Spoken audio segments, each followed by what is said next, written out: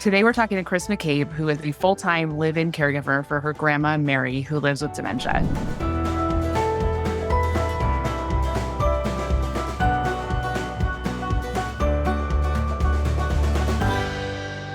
I am Kris. I am the full-time primary caregiver for my grandma living with Alzheimer's dementia.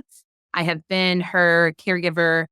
She moved in with me in March of 2017. So it's about 6 years we've been doing this now. Can you tell us a little bit more about your grandma, what she's living with, and what are some of the challenges of caring for her? 100%.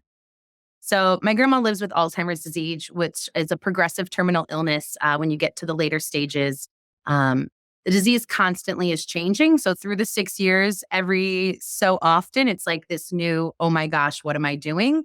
You get really comfortable for a minute, and then all of a sudden a new change comes, whether that's a eating issue or a bathroom issue or whatever the case may be. So it's a constant learning journey, really, of the caregiver. You're constantly learning new things as you go on. Um, and I'm very thankful that my grandma and I have always had a really good bond because it's helped me with this journey tremendously because I've really focused on our love and relationship and less about the reality of what we're living in with this disease because you can't really make sense of it. So it's been best for us to just kind of live off of our love and our bond with one another. Yeah, I mean, your love and bond is very apparent. Just, you guys are very open about your experience and appreciate all of your channels, but the connection is obviously very clear. Can you talk a little bit about like how you ended up in this primary caregiving role and what your relationship was like, excuse me, with your grandma before becoming her caregiver? So my grandma she had a stroke in 2007 and that kind of onset her dementia, but she still lived alone for a while. And then she moved into my sister's in-law suite just so my sister could kind of keep an eye on her because the rest of the family had moved out of state. And then after a few years, my sister really noticed that my grandma's behaviors were getting unmanageable for her. So then my mom took over her care. My mom tried for a little while. After a few years in my mom's care, she was placed into a nursing home. And then she was in the nursing home for about 3 months. And I just saw a drastic change in those 3 months in my grandma. Prior to that, we were road tripping across the country together. We were best friends. So we really had a great bond and relationship. And so it was so hard for me to be like, Grandma was just driving a car 5 months ago, and now she's like fading away. So serendipity, I don't know, whatever you want to call it. My roommate ended up moving out because of a family emergency, and he had to go and take care of his mom. And so a light bulb kind of went off in my head, like, why don't I take care of grandma? Everyone else in the family has tried. I was 29 years old at the time. I was the youngest. I was a bartender and a photographer, so no one ever really thought that like I would be the suitable fit. But my family said, give it a go. And here we are 6 years later. So I did something right. You did something right. And and that is so serendipitous to suddenly have the actual physical space to take care of your grandma. You mentioned that your sister gave it a go and your mom gave it a go. And can you talk a little bit about like who else is part of your grandma's care team now? Are they still involved? What does the rest of support look like? Yeah. So caregiving and this disease is definitely a journey. I have to say at the very start, 6 years ago, it was a very family oriented care squad, we'll call it. And we all kind of chipped in. I was still working full time. So we would have a caregiver come to the house that we all collectively helped pay for. But then, the pandemic happened. And that's kind of when I realized that my grandma couldn't be left alone at all anymore. So I used to go to work and I would come and relieve the caregiver, or the caregiver would sometimes leave early and there would be like an hour in between I would get home from work. And we just recognized that it was just not a safe environment anymore. So she needed 24-hour care at that point. And then, luckily throughout the pandemic, I still was making money because of everything that was going on. So it didn't really seem like any trouble. I was like going to continue doing this.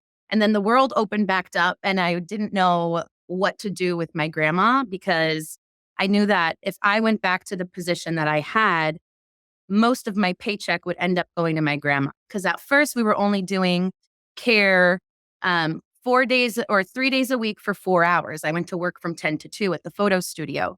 And so, yeah, I just realized that that wasn't going to work out anymore because she was going to need a caregiver every day I was going to work.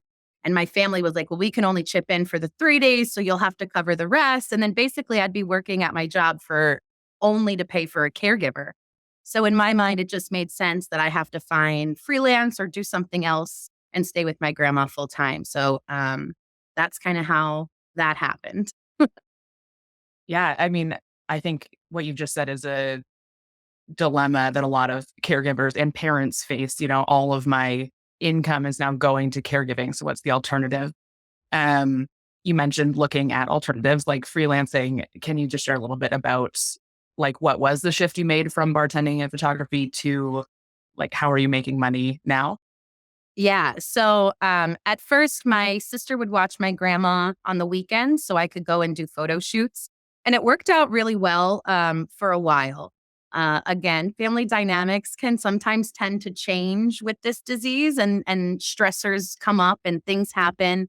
And unfortunately, my sister has 2 kids, and my mom wasn't around anymore. She hops back and forth between Chicago and New York. So I didn't really have as reliable of resources as I felt I had when I was going to work. I feel like once it became, well, you want to stay home with her all day, every day, that's going to be a different situation for everybody. So that dynamic changed a little bit, but luckily I've been able to continue working. Social media and the internet has been a really blessing for me, just because it's kind of relieved some of my stress on like the next project I'm going to find and things like that. So I have no idea how I became a social media influencer, but I woke up one day and here I am. So I'm very, very, very thankful for those opportunities as well to help me kind of maintain um, a flow of income. Yeah, that's awesome. I mean, just as an aside, what's it been like to become an influencer or to become a content creator? What's that been like for your life? It has been wild and crazy, and it's definitely um, you don't really know how to process it because it's happening. I'm also caregiving in real time while still sharing my journey. So it's like I haven't really had much time to reflect on like what I'm doing because I'm living it in the moment.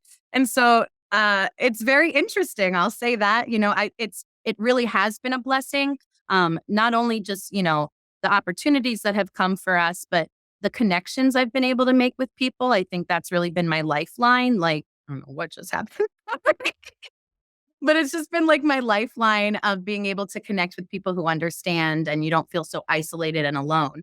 Because even when I had my like care squad, my family helping out here and there, it's a really different story when you're the live-in, when you're constantly the one there. So it's nice to kind of hear from people who have very similar situations as I do. Yeah, I love that. The caregiving community or whatever you want to call it online is really a special place. Um, I'd love to shift gears. This podcast is to talk about, the cost of caring, primarily financially, but the hidden cost of caregiving.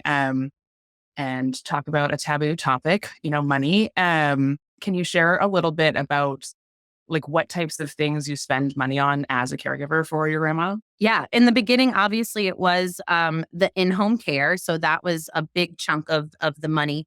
But now it's just equipment and different needs that she has. It's a constant around the clock. Like I said, it's a progressive disease. So we're always changing. Now we have to get safer shoes, safer socks. You have to get the underwear. You have to get the bed rails, all of the things, all of the equipment that sometimes isn't covered um, by medical insurance or anything like that. We recently, this 2 weeks ago, were eligible for hospice. So that has been very beneficial now on the pockets because we get the depends and we get the wipes and the bed stuff covered now. So that has been something that is kind of a blessing. Um, but yeah, it's day in and day out. I mean, I live with my grandma, so it's all the bills, every aspect of it. If she wants to do something, if you just to live, it's it's all of it. So we're really yeah, I'm really thankful for the that I am able to do this. I know a lot of people don't have a situation where they're able to stay home and take care of a loved one. So I know that I am very, very lucky and extremely fortunate. I know that I don't suggest people doing what I do, because doing it all, you should pay for someone to help you. You shouldn't be like, it's one barrier that I've had a really hard time breaking down, because I'm very much a hands-on, like, oh, I'll do it. I could do that. Yeah, yeah. No, don't worry, I'll do it. So as a caregiver, uh, definitely, I know people are like, oh, I don't want to pay, or I don't want to, it's so hard to afford in-home care. But I definitely suggest finding ways to set yourself up so you're not the only one. Yeah. Yes, I totally understand the feeling of like control over the situation, or feeling like it's too hard to hand it off sometimes because, you have all the information and also the connection. Um, I guess my question is, you mentioned, you guys are eligible for hospice now, and that's sort of changed your financial situation, or at least how much you're spending on some products. What's your experience been otherwise with, financial assistance or insurance? Like, how has that factored into um, affording care for your grandma? So my grandma is on Medicare.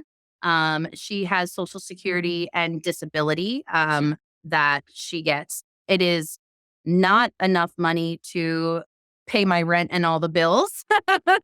It's a very small amount of money, but we do get by. So that is, at least she has something. Um, but yeah, we were not eligible for Medicaid unless we took her money away, which then it's just so interesting, because it's like the scale, really. For me, it was like weighing my options. What is the most beneficial for us, for her now, and for my future as well? Really, because I also need to be thinking about my funds and my future and what's going to happen when I don't have a roommate, like situations like that. So for us, I know a lot of people are like, oh, we, sold this and got this so we can uh, be eligible for this. My grandma never owned property. She's never owned anything in her life. So those kind of financial things for us were very easy, because it was just like, this is what she gets a month. This is what I get a month. And now how are we going to live our life? So I think a lot of people, just from being in this space, whose loved ones have assets and who have homes and things like that, I look at them and I just, whoo, it's a lot. The financial situation is a lot. A friend of mine's grandpa is 91 years old and he's relatively healthy, but he's recently started falling. And it's just too much for my friend's grandma to take care of at this point. And we were just having this conversation today. She's like, the places are $5,000 a month, $5,000 a month, or they want him to sell his home and everything else. And so I think there's a lot of things that people don't realize when it comes to long-term care, when it comes to aging adults and what's going to happen in the future. So yeah, she's like, you're so lucky that you are able to do that. I said, I am. And I'm lucky that I enjoy doing it, because if I didn't, I would hate my life. Like, who wants to do this day in and day out all day? If you're not happy waking up every day, then you know what I mean? So, we get by with what we have. And, that's just kind of how my grandma raised me too, is, you don't need the extra fancy stuff. You don't need to purchase the, this and the that and the designer handbag. If you have what you need and you get by, and, that's kind of where we're living. But with knowing everything I know about my future, it has been a little scary for me to think about, okay, oh snap, hold on.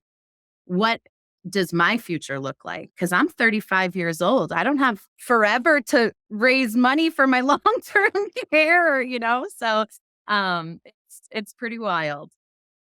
Yeah. I've never understood designer handbags either, but something I do have a follow up question for you, but something I really appreciate about like watching your content, and you've just expressed it right now, is like your attitude of gratitude, like being grateful and counting your blessings. I think really changes like a mindset of what it means to just like exist in the world, but also Yeah. to manage a challenging situation like caregiving. You started talking about it, but in what ways has caregiving affected your, thoughts on saving and spending and thoughts of the future for yourself beyond your caregiving experience? Yeah. Before I was a caregiver, I very much lived moment to moment. I think I still do that because we're not guaranteed tomorrow, none of us. And so that's kind of always been my mentality of life is just kind of go for it, live the best life and figure it out when the problem comes. But as a caregiver, it's really kind of opened my eyes that I don't want my family or I don't want, I don't have any children. So I couldn't imagine if I got older, where will I end up? You really do start asking these questions. So for me, I definitely have taken a look at my spending and how to just start implementing a savings just for my own self, not a savings if my car breaks down and I have a couple of thousand to, fix it, but like an actual, what is the plan for the future? And I never thought that way up until recently. And I think with my grandma's progression in this disease and starting to slow down, it's kind of more opened my eyes. I've been awakened even more to, okay, what is the next plan or steps for your future? Because as much as you want to fly by the seat of your pants and, live your best life, there is questions and concerns that you have to focus on. If we're lucky enough to get older, there are going to be things that are going to be harder for us to do. And even just the future, I think about, okay, I have a car now, but what's going to happen if I don't have a car? Or then, this happened, I've lived through a fire. My apartment burned down and I lost everything I owned 6 years ago. And so life happens. And so I think being a caregiver, it really has started to kind of show that you have to be ready for anything too. Yeah. For those that are listening and thinking the same questions that you've been thinking about, like what happens when I get older? Who takes care of me? Where does that money come from? Um, where did you start when you started thinking about that? And how did you, I guess I'm wanting the logistics. Like you were like, okay, I should put aside money. Did you think about saving a certain amount? Did you look at specific types of accounts? You talk about the logistics of setting up this savings plan for your future? Logistics, not so much. It's more, which I should definitely do. But for me, it was just kind of like, what can I get ready for? My sweet little 12-year-old niece was like, "Don't worry, Aunt Kris, you could live in my house and I'll take care of you." So I had a little bit of relief, but no, it's just kind of like, I don't know what the logistics would look. I have to continue that further to help my future. I think we all do. Like I said, I was talking to my best friend earlier about her grandpa. And I said the same thing. I said, we don't talk about it enough. A lot of people don't realize that long-term care isn't covered in most insurances, or you have to put money away for it. And she said something, she was like, who can put money away right now? Like, it's just, we are really going through it. As a millennial, I feel like I've gone through it constantly in, our world. And so, next plans would be to find something that's going to really help me save and build. Because I can put the money away, but how am I going to grow that, or how am I going to, continue it? So, definitely thoughts I think about. It's definitely in the back of my head. I just really need to create a plan and go a little further and dig a little deeper with it. Yeah, I mean, it's hard. I heard someone say that you and I are the same age. And I heard someone the other day say like, well, millennials are never going to be able to retire. And I was like, well, that's not great, but okay. Um, yeah. It's nice that your sweet niece is going to take you in when you're older. Um, Moving back, I guess, to talk a little bit about like the cost of caring for your grandma actively right now, not so much your future. You've mentioned, you didn't need to like sell any assets or like some things have been easy, but I guess my question is, what's worked well for managing money and, what systems have room for improvement? For managing money for me, I really always make sure that I pay all of my bills. I start that. So for me, like the funds that come in every month, I have to make sure that what needs to get covered gets covered. I think that's a pretty basic tool of how to spend your money, is make sure that what you need is covered. So I always make sure that my bills are paid at the top of the month with what I have, and then we can kind of go from there. For my grandma, again, our needs are all just kind of together at this point, we take care of each other. I take care of her. She takes care of me. And so, the gas for my car and my car insurance and all of that, again, are just big bills that I make sure that I get paid. As far as like savings and funding, we don't really do much. Unfortunately, at this stage of her disease, in the earlier stages, we were going on airplanes and taking trips, and I was able to budget for things like that because she had the ability. So now I have been able to save more money because we're not doing as many activities. So that's kind of been beneficial. Also, kind of savings and having a plan set for her passing as well, is expenses that we've been discussing as a family and trying to figure that out.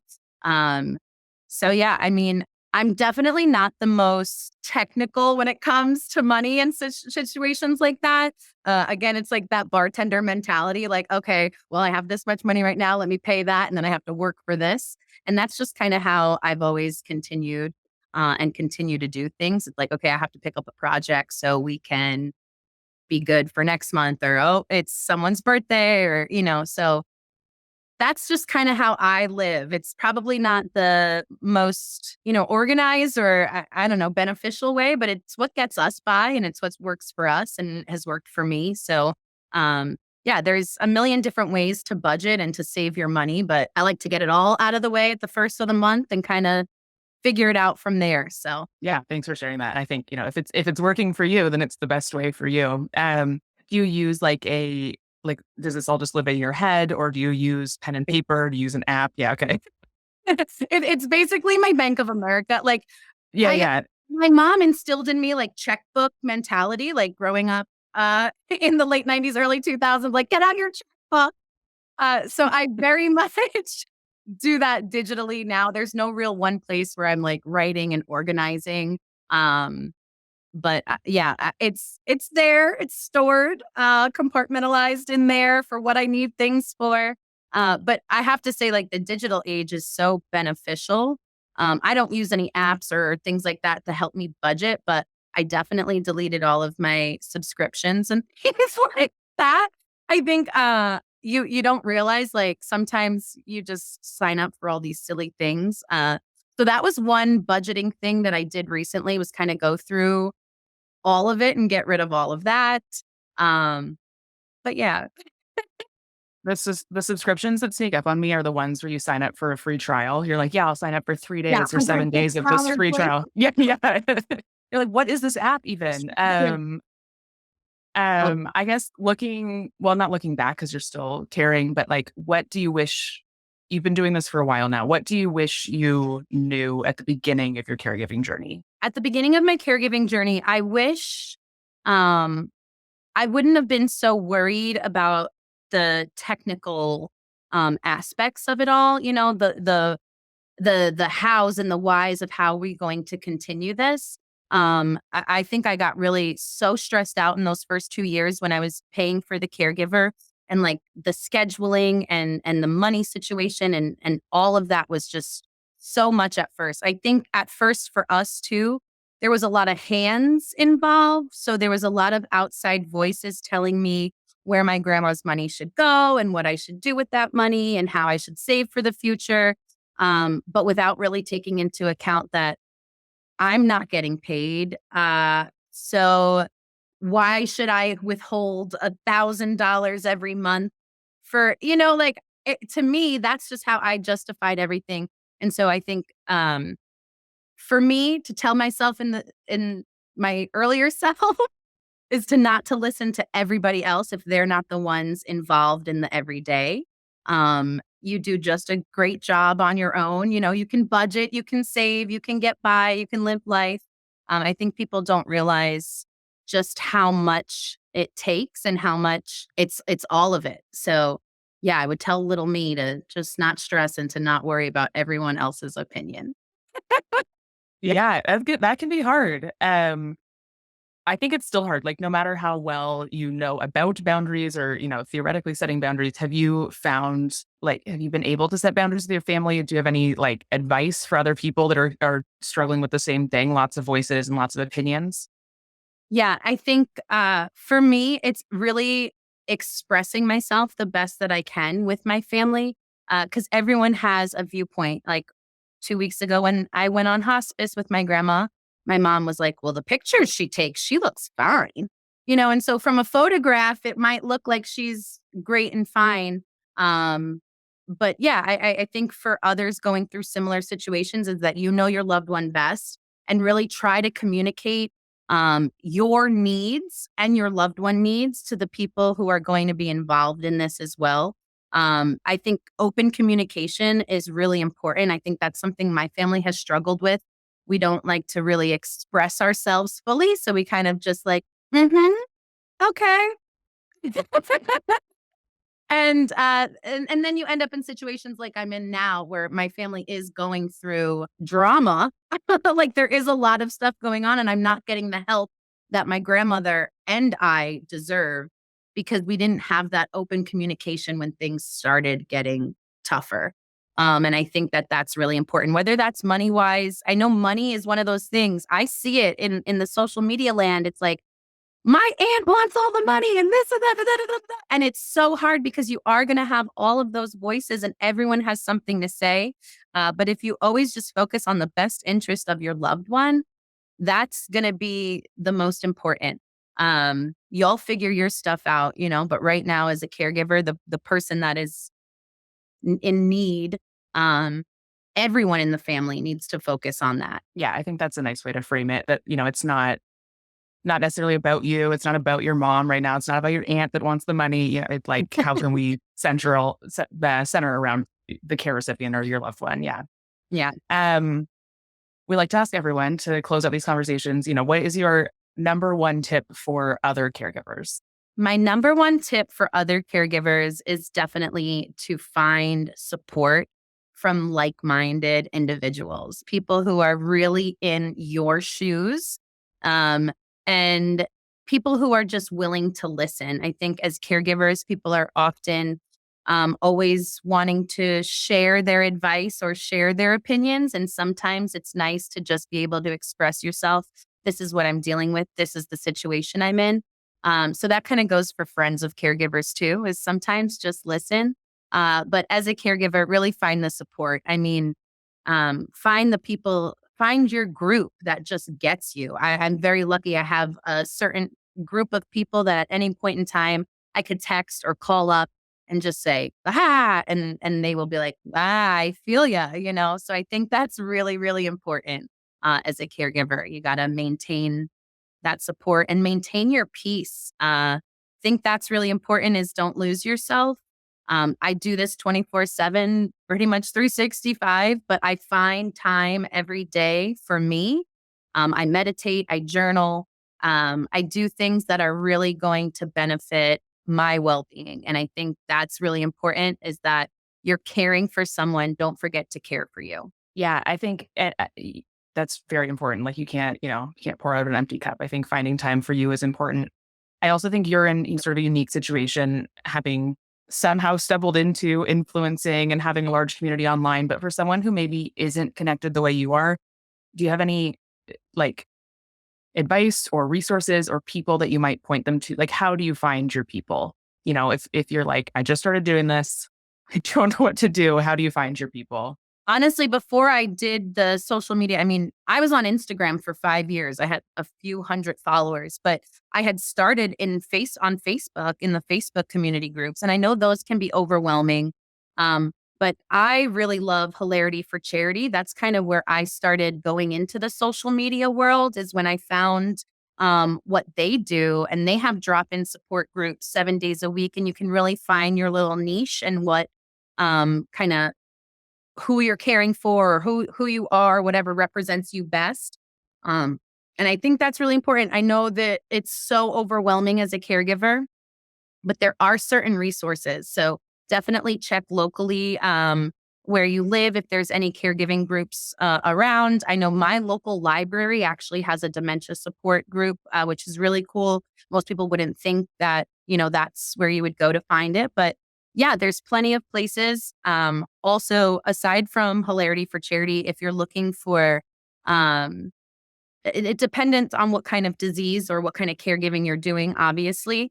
Hilarity for Charity does gear towards dementia caregivers. But there are a lot. Social media is really kind of the way of the world these days. And I'm telling you, you will find your people. Look for them, Google search it, type it in on TikTok, Instagram, caregiver. Someone you will relate to will pop up. And I'm sure you can find or start a community. Yeah, that's awesome. I mean, TikTok and Instagram have even just like from a logistical standpoint have really improved their search functionality. So it's a lot easier to find who or what you're looking for, on those Very platforms beyond Google. Yeah. Yeah. If people want to find you online, you and your grandma, where can they find you to follow along your story? Yeah. We are at Life with Grams, Instagram, TikTok, Gmail, everywhere. We also have a website, lifewithgrams.info. It is currently being updated, so it should be all up to date very soon.